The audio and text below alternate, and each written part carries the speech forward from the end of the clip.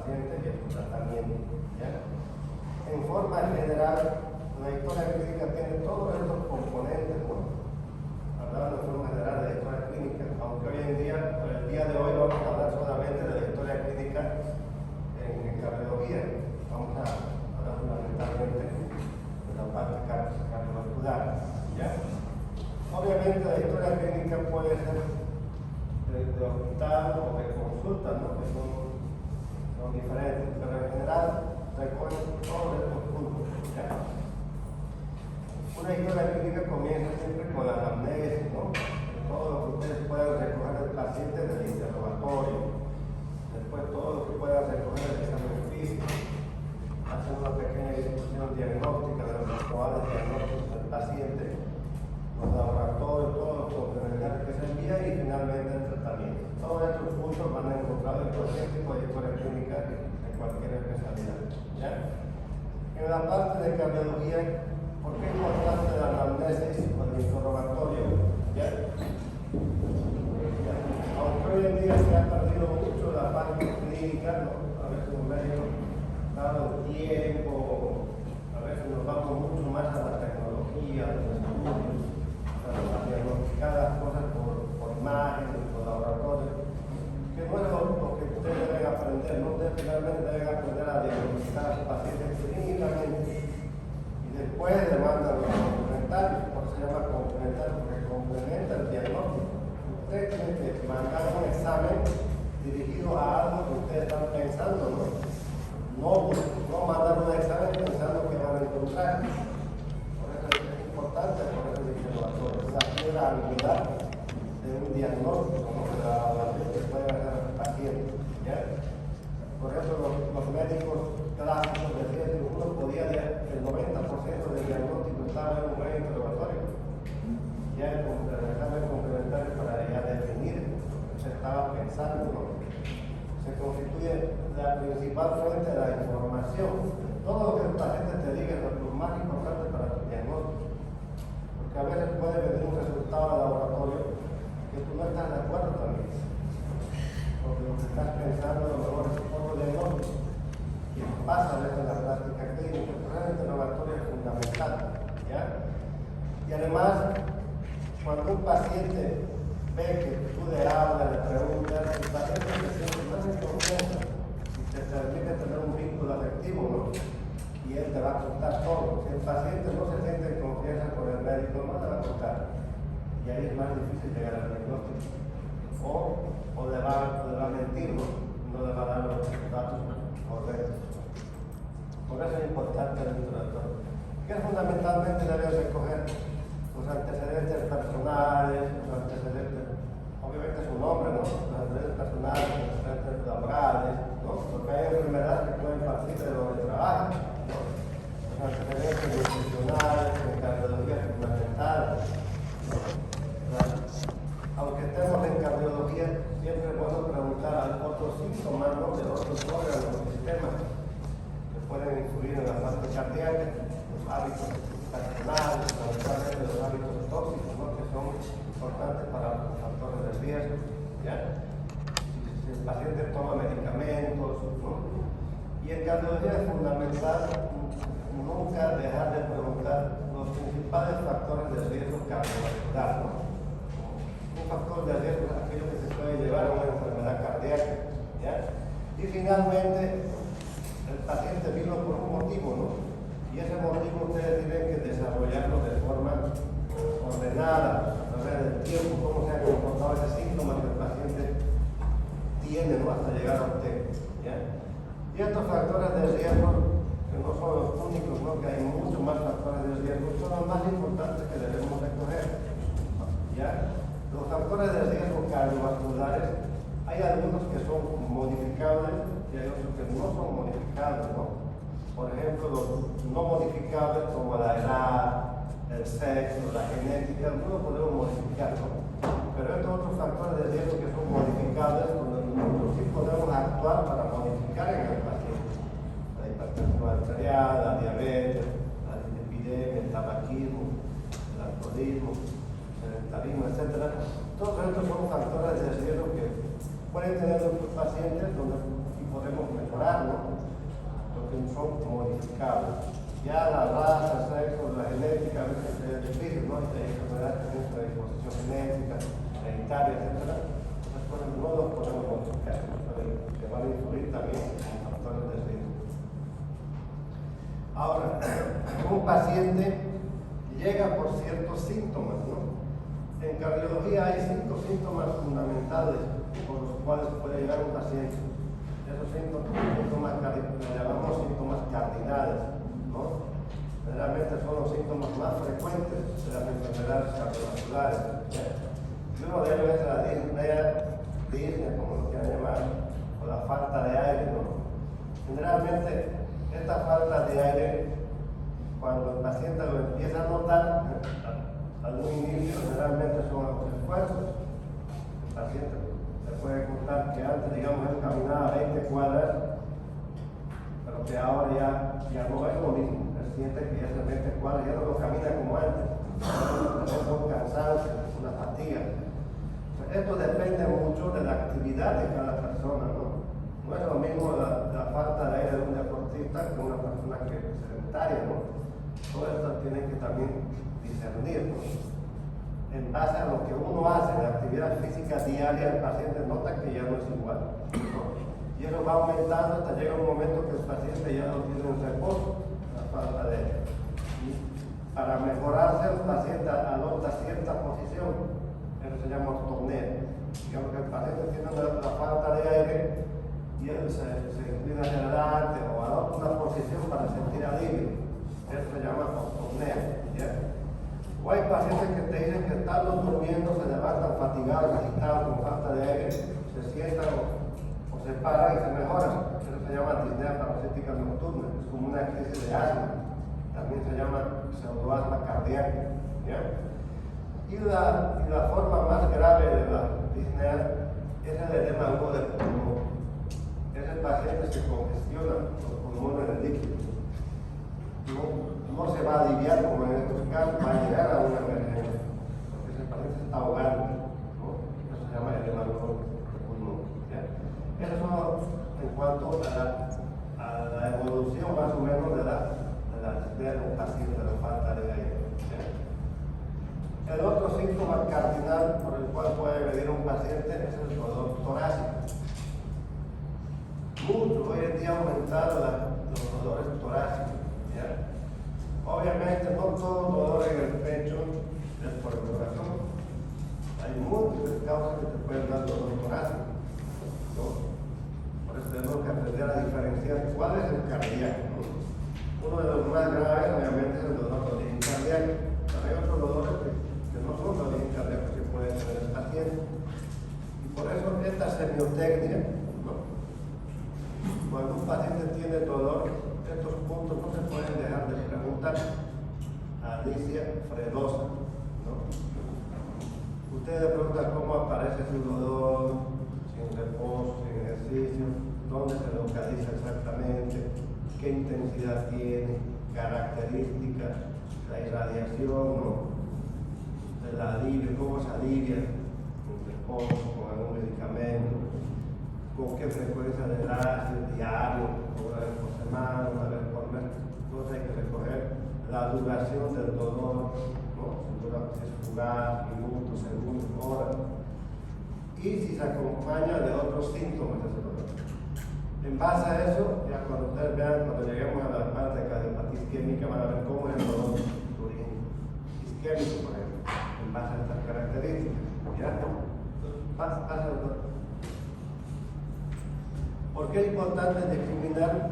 Si bien una de las causas más graves del dolor torácico es las enfermedades cardíacas, pero hay muchas otras enfermedades que te pueden dar dolor en el tórax o cerca del tórax, ¿no?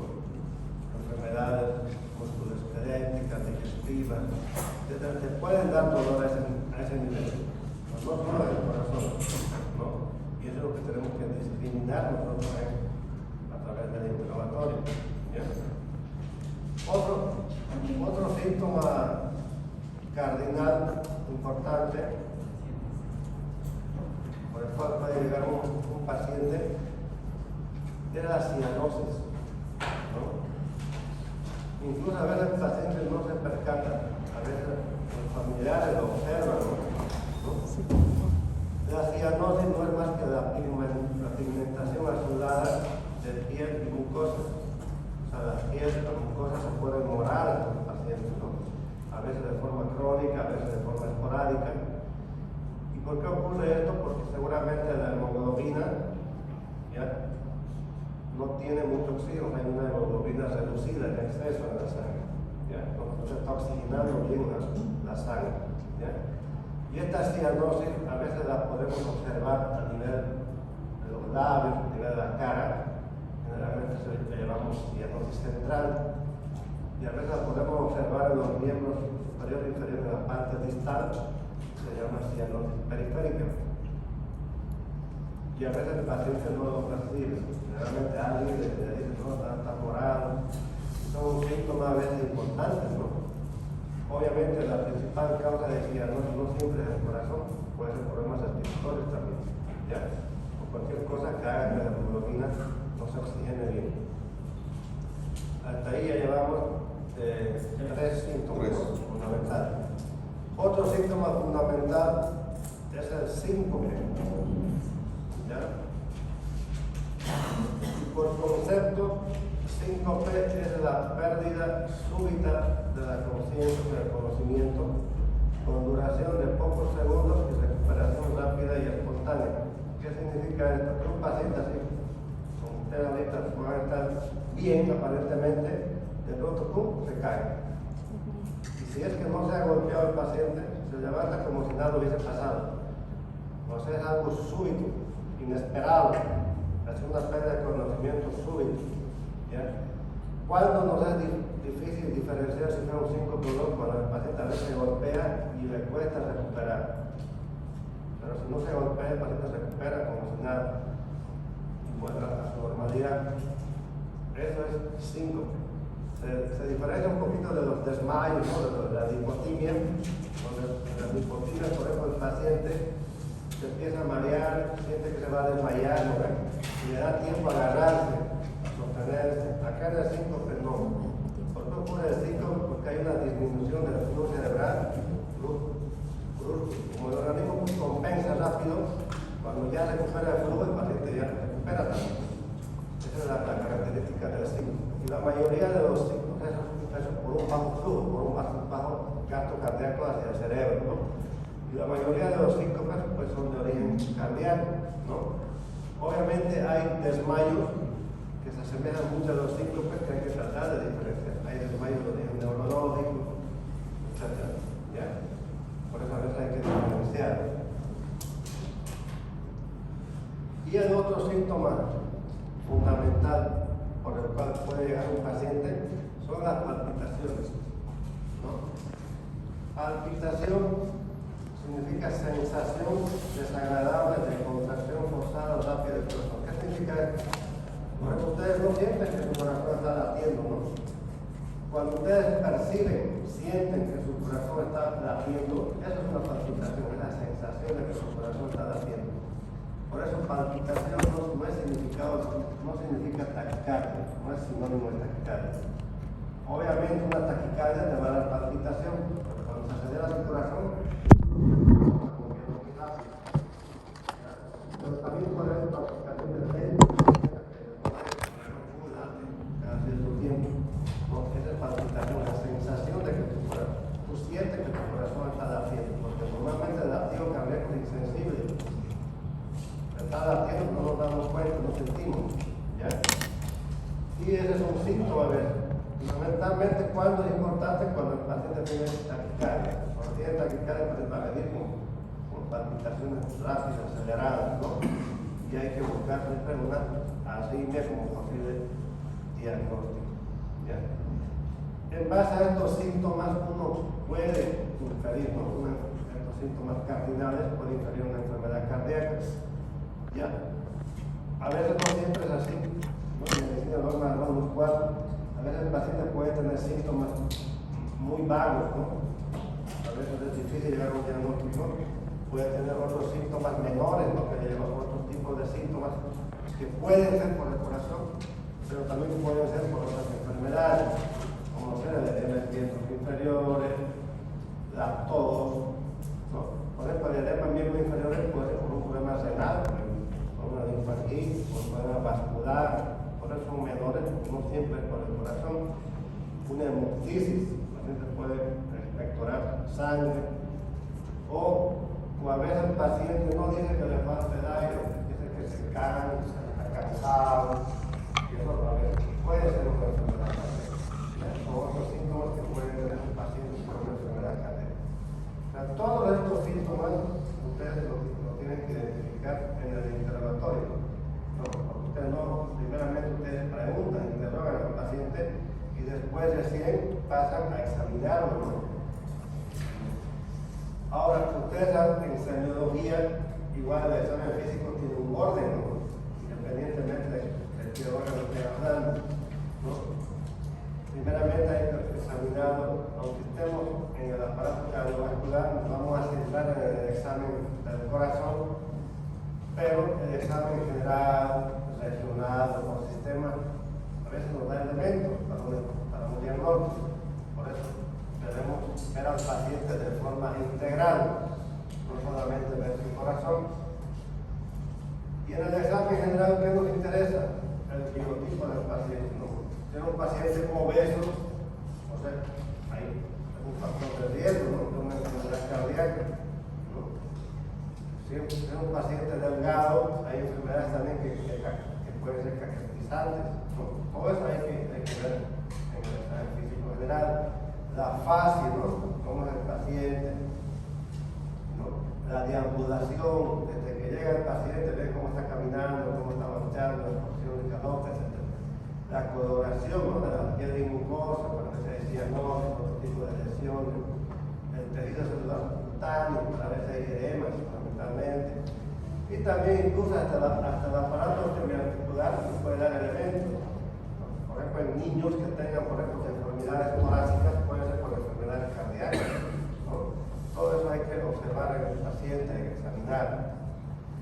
Y también es fundamental examinarlo, ¿no? Desde arriba hacia abajo, ¿no? La cabeza, el cuello, aunque nos vamos a concentrar más en el tórax, pero hay que examinar todas las regiones, ¿no? Del abdomen, las columnas, todos los elementos son importantes, ¿ya?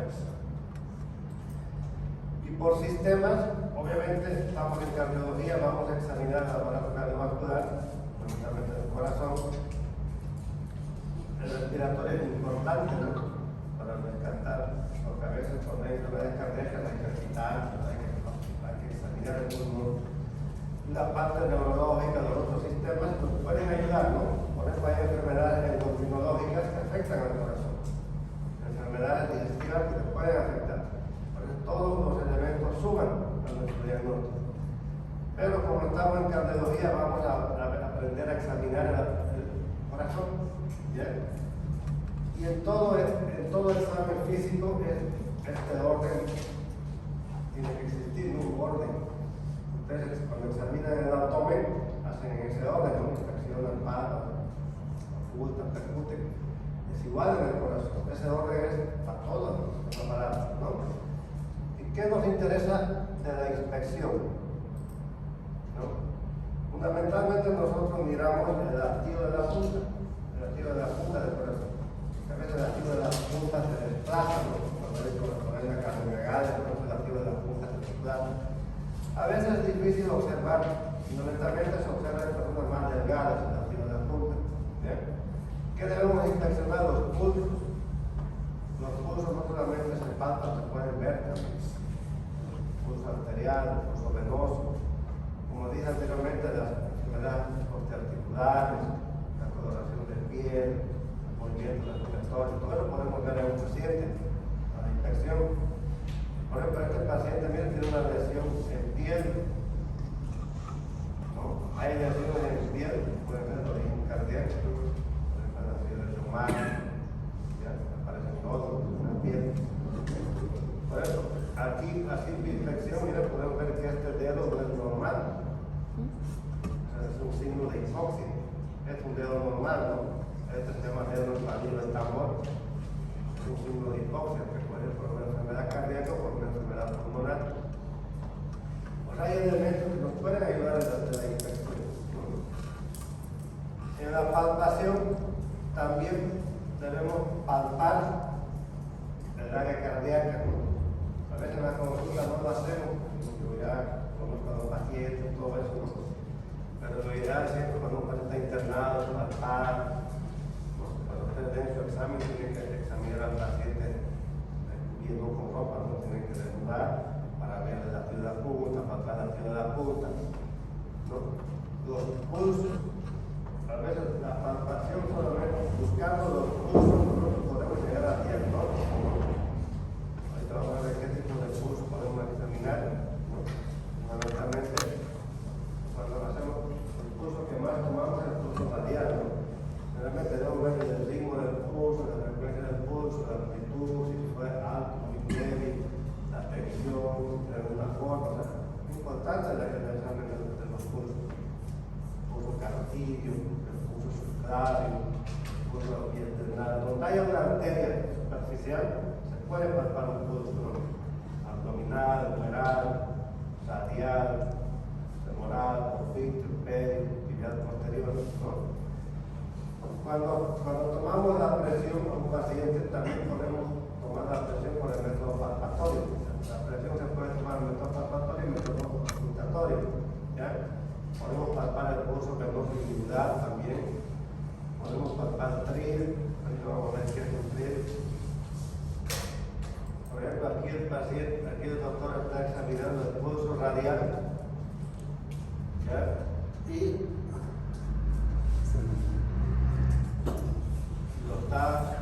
obviamente lo está comparando el pulso radial con el pulso femoral. Hay enfermedades que te marcan una diferencia entre el pulso radial y el pulso femoral. Los pulsos tienen que ser simétricos, ¿no? Si ustedes palpan el pulso radial derecho con el izquierdo, tienen que ser simétricos. La intensidad, que todo eso es importante. Aquí está palpando los pulsos. Esos son los pedios, los pulsos tibiales posteriores, las enfermedades vasculares, por ejemplo, periféricas, las funciones arteriales periféricas, los pulsos están disminuidos, diabetes, por eso se hacen pie diabéticos, lo ocultan los pies, porque no hay circulación a ese nivel.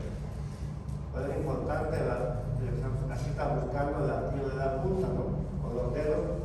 Bueno, acá quinto espacio, cuarto espacio, entonces está buscando dónde darle más fuerte, por eso ese es el latido de la punta.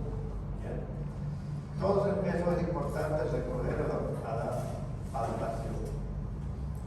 La percusión no se utiliza mucho en el examen del corazón. Los médicos utilizan más que todo para delimitar el área cardíaca de forma clínica, ¿no?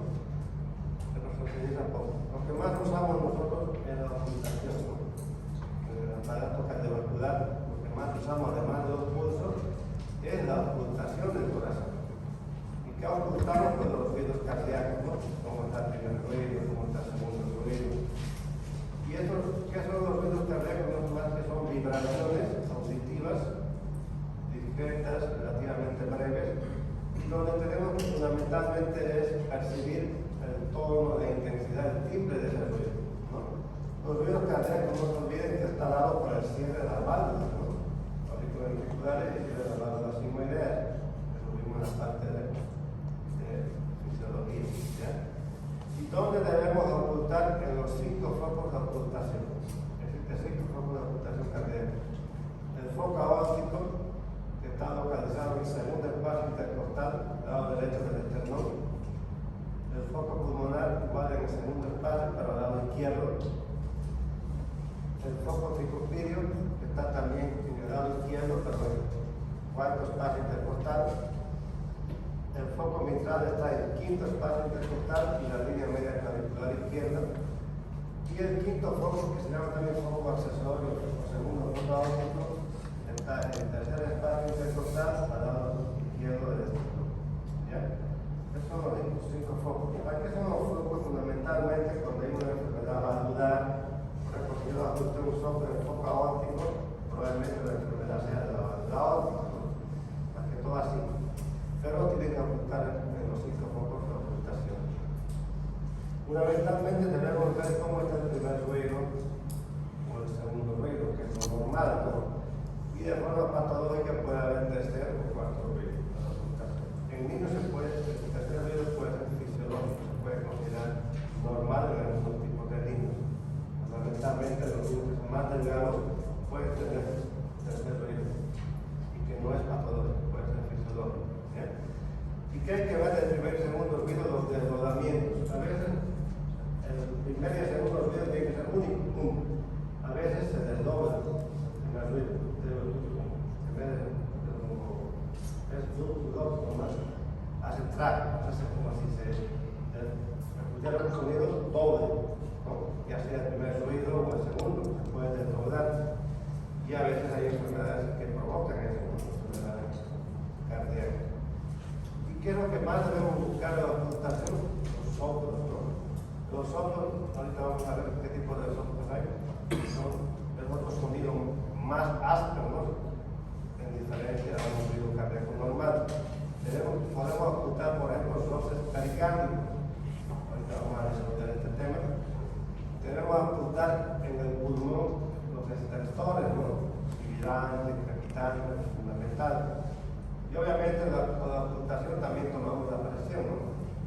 Eso es fácil. Ahora, ¿qué son los soplos? ¿Ya? Los soplos nos pueden orientar muchas veces en un diagnóstico de una enfermedad congénita o una enfermedad valvular, ¿no? Y los soplos no son más que vibraciones auditivas que se prolongan, o sea que son más de mayor duración que un sonido normal, ¿ya? Y generalmente se producen porque hay una turbulencia de la sangre cuando pasa a través de la válvula, fundamentalmente, o a través del corazón, hay una turbulencia. Normalmente el flujo sanguíneo es laminar, no hay interrupciones, no hay obstrucciones al flujo sanguíneo. Cuando existe una esclerosis valvular, una insuficiencia valvular, es que se van a escuchar los soplos, o una cardiopatía congénita, se van a escuchar. ¿Y cómo se clasifican los soplos? Si ustedes escuchan el soplo en sístole, ¿no? El sistólico, el diástole o el diastólico, y continuo cuando se escucha durante todo el ciclo cardíaco. ¿Ya? ¿Cómo ustedes pueden diferenciar? Si digamos, por eso es importante escuchar el primer ruido y el segundo ruido. No se olviden que la sístole va desde el primer ruido hasta el segundo ruido, y la diástole desde el segundo hasta el primero, al contrario. Si entre el primero y el segundo ruido escuchan un soplo, pues es el sistólico. Cuando no tienen mucha práctica de la ocultación, ustedes pueden palpar el pulso radial. ¿Ya?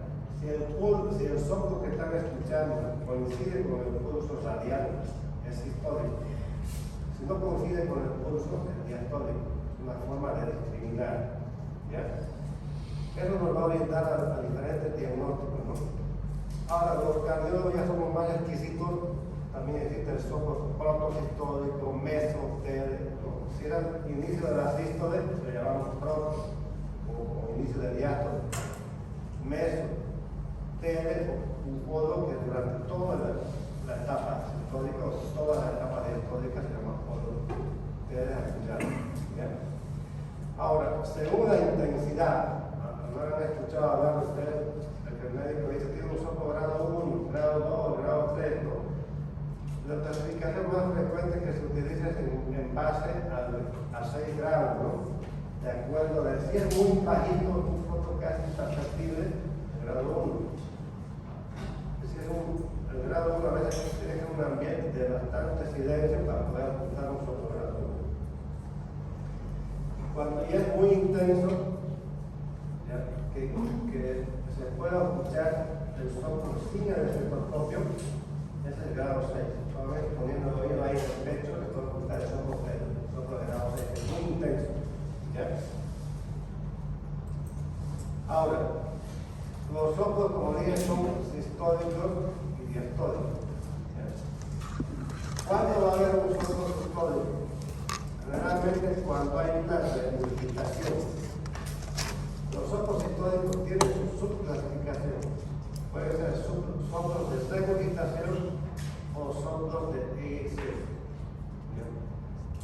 ¿qué enfermedades pueden provocar soportes distónicos de desregurgitación? Todas las insuficiencias auriculoventriculares, ya sea mitral o tricupilio. O sea, cuando la válvula mitral o tricupillia no se cierran bien, eso es una insuficiencia. Vamos a hablar más adelante de valvulopatía, pero aquí tiene que saber el concepto, ¿no? La regurgitación, o sea, cuando la sangre regresa, cuando la válvula no se cierra, la sangre se regurgita, regresa. Cuando hay una regurgitación a través de la mitral o tricupillia, va a provocar un soporte, insisto. Ahora, cuando hay una obstrucción a la salida de la sangre, cuando la válvula aórtica está estrecha, estenótica, ya sea la válvula pulmonar o la válvula aórtica, van a provocar también soportes distónicos, pero en este caso se llama soporte distónico de eyección. ¿Qué es lo que nos va a ayudar a diagnosticar la localización? Probablemente este soplo va a ser más abajo y el estenosis más arriba, el foco pulmonar o el foco aórtico. De ahí la importancia de la ocultación de los 5 focos.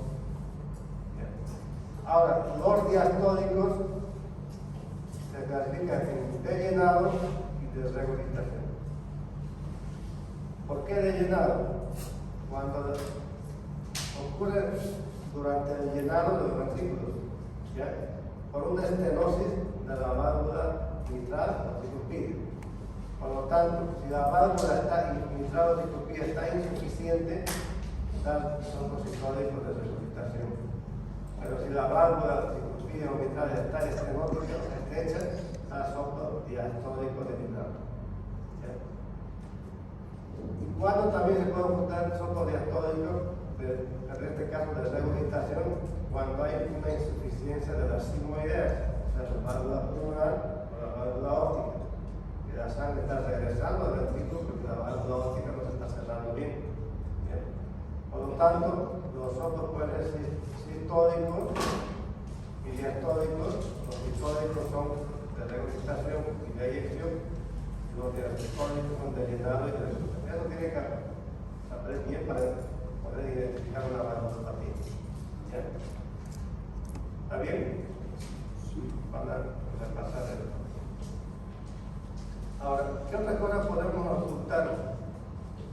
Podemos o palpar, más que todo, para echar el físico, que son los trillos. ¿Qué es un trillo? Cuando un soplo es muy intenso, a veces uno poniendo la mano en el pecho del paciente siente el soplo. Esto se llama trillo, es la sensación palpatoria de un soplo.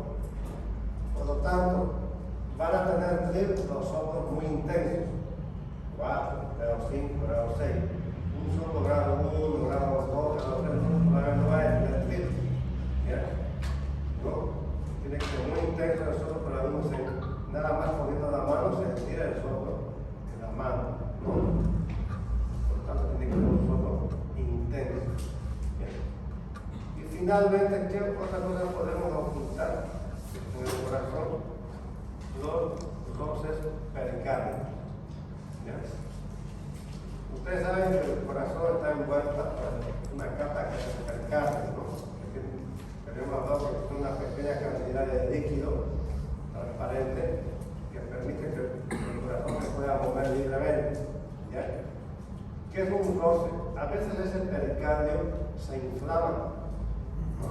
Por ejemplo, una pericarditis aguda, y hace que las dos hojas pericárdicas rocen entre sí, ¿no? Por lo tanto, ese rozamiento que existe entre las dos hojas pericárdicas va a originar el roce pericárdico. ¿A qué se asemeja ese sonido? A cuando usted, no sé si alguna vez han raspado un cuero viejo, seco. Así se siente el roce pericárdico. Pero tiene que ser, insisto, tiene que coincidir con el ciclo cardíaco, ¿no? En cada latido se escucha el roce, en cada latido cardíaco. No puede ser que escucha uno y después ya no.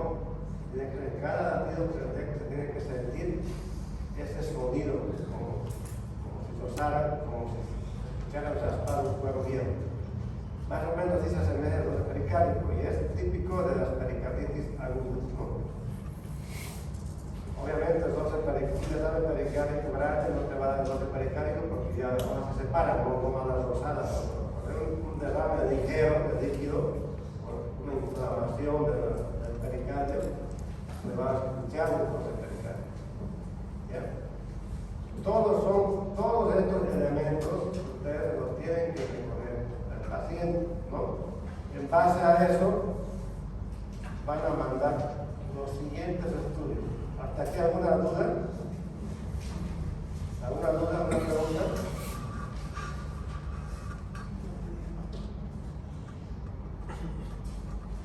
¿Recordaron, no? Todo lo que ya había visto de semiología. Ustedes ya lo vieron, ¿no? Sí.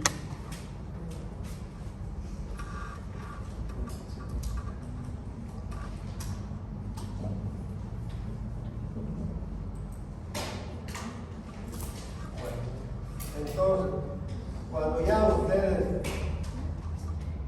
han interrogado, han examinado, con todo esto pues ya todavía no vamos a tocar enfermedades, ¿no? Uno tiene ya un pensamiento clínico y recién mandamos los estudios que nos van a ayudar a corroborar nuestro posible diagnóstico. ¿Ya? Y en cardiología pues existen muchos métodos diagnósticos, ¿no? Como cada especialidad. Desde los exámenes de sangre, ¿no? De la química sanguínea, ¿no? Obviamente, todos estos estudios, el telecardiograma, que no es una radiografía del tórax en vista PA, el cardiograma, la prueba de estrés, los cortes, todo, no es que todo yo lo tengo que pedir a mi paciente, uno le pide en base a lo que está pensando. A veces viene el contador, que para mí no es origen cardíaco, a veces con un electrocardiograma lo defino, ya es suficiente. Obviamente hay que pedir todo en base a lo que el paciente siente. Hay pacientes que tenemos que hacer de todo hasta un cateterismo cardíaco, ¿no? Pero es en base a los resultados que vayamos obteniendo. Imagínense si le mandáramos todos el gasto que sería con pacientes que no tuviesen seguro, porque los estudios cardíacos son caros. ¿Ya?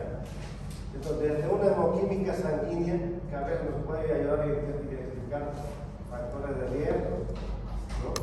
Diabetes, lipidemia, etc., ¿no? Problemas renales, es importante.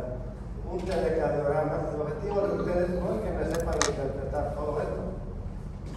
El objetivo de ustedes, fundamentalmente, saber interpretar un telecardiograma, una radiografía de tórax en vista PA, y el electrocardiograma, que vamos a hablar en otra clase solamente del electrocardiograma, no vamos a tocar el día de hoy. ¿Ya?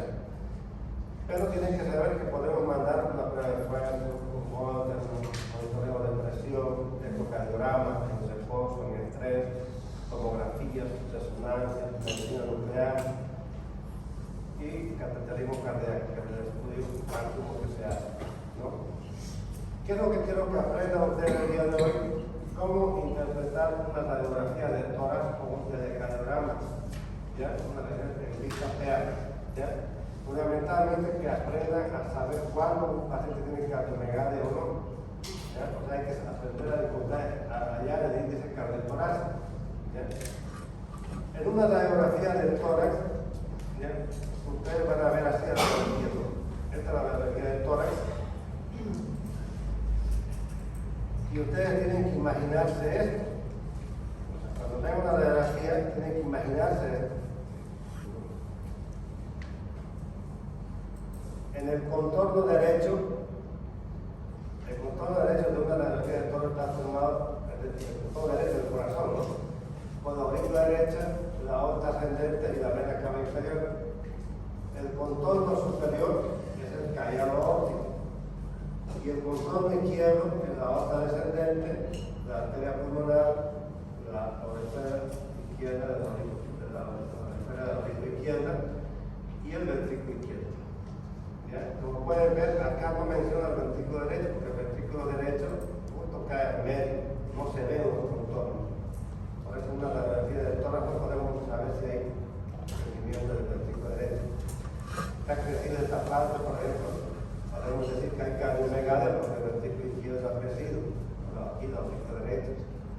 Cuando ven este mediastino más ensanchado, podemos decir, sospechar que la aorta está agrandada, numismática, etc. ¿Ya? Porque cuando vean esta placa tienen que imaginarse todas estas estructuras. ¿Ya? O en una vista oblicua. Esta es una vista oblicua del corazón. ¿Bien? ¿Y qué tienen que sacar de la vista posterior? El índice cardiotorácico. Eso es lo que nos va a indicar si el corazón está grande o no. En general, el área cardíaca no debe ser más del 50% del diámetro del tórax. Todo este es el diámetro del tórax, lo que dice C. El corazón no puede ser más del 50% de ese diámetro del tórax. Y según la fórmula, ¿cómo se llama el índice cardiotorácico? Tienen que trazar una línea media por la mitad, por el centro del cuerpo, y una línea horizontal que mide todo el diámetro del tórax. ¿No? Esta se llama C. Ahora, de esta línea vertical hacia el contorno derecho se llama A, lo miden, ¿no? Y hacia el contorno izquierdo es B. La fórmula dice que el índice cardiotorácico es A más B, esta más esta, sobre C, y eso multiplica por 100. En un corazón normal, según esta fórmula, tiene que salir menos del 50%. Si saliera 51, ya es cardiomegalia. Tiene que salir menos del 50%, es un índice cardiotorácico normal. ¿Ya?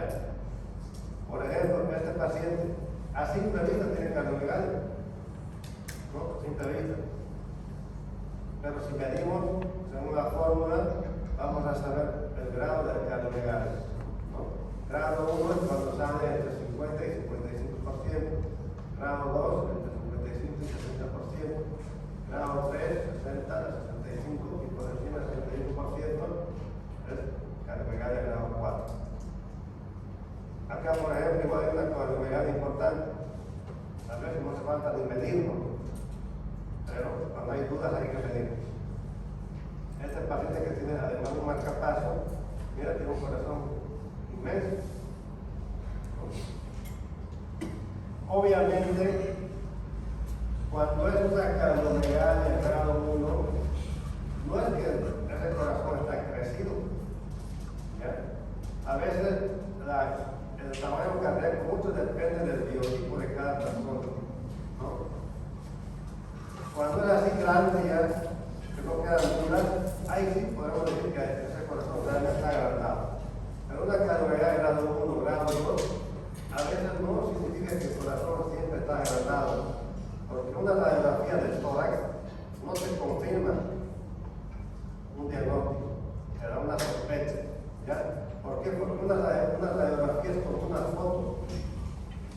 No sé, cuando ustedes hagan una foto, no salen más gordos, nosotros más flacos, no sé, es igualito. Pues te puede engañar. Obviamente cuando está muy grande ya es evidente, ¿no? Pero si es una cardiomegalia grado 1, no siempre significa que el corazón puede salir normal. ¿Cómo lo confirmamos? Con un ecocardiograma doble. Ahí sí no hay el ecocardiograma ya te ve el corazón en movimiento, te mide ya más real los diarios. ¿Ya? Por eso una cardiomegalia 1 o 2 a veces puede ser normal, de acuerdo al biotipo de un paciente.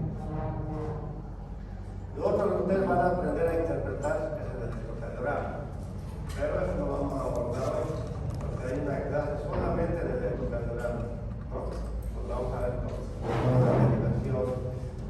¿Ya? Van a estudiar del Guyton, la potencial de acción, van a recordar, ahí viene el electrocardiograma, todas las derivaciones, todas van a repasar.